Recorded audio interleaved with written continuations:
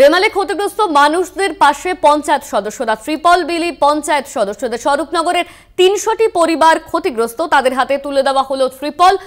দুর্গতদের হাতে ত্রিপল তুলে দিলেন গোবিন্দপুর পঞ্চায়েতের সদস্যরা। ৩০০টি পরিবারের হাতে ত্রিপল বিলি, ত্রিপল পঞ্চায়েত সদস্যের।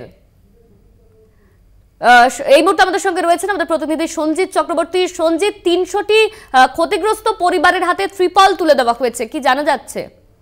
দেখো, উত্তর ২৪ পরগনা সুন্দরবনের সীমান্ত থেকে সুন্দরবনের রেমালের তাণ্ডবে প্রচুর ক্ষতিগ্রস্ত হয়েছে।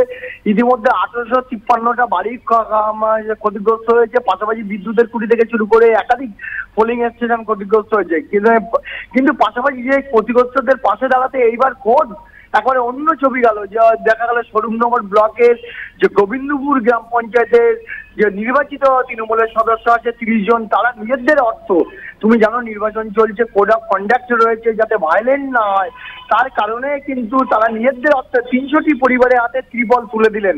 এবং যারা ক্ষতিগ্রস্ত হয়েছে অর্থাৎ সীমান্ত থেকে একেবারে বাংলাদেশ লাগোয়া এই সীমান্ত অর্থাৎ স্বরূপনগর সীমান্ত যথেষ্ট ঝড়ের প্রভাব পড়েছে এবং যেসব বাড়িতে ক্ষতিগ্রস্ত হয়েছিল তাদের প্রতিটা বাড়িতে নাম অর্থাৎ ঠিকানা চিহ্নিত করে তাদের হাতে এই ত্রিপল তুলে দিয়েছে। এবং ত্রিপল প্রধানত দুস্থ অসহায় যারা ঘরের ছাদ উড়ে গেছে তারা পেয়ে রীতিমতো খুশি।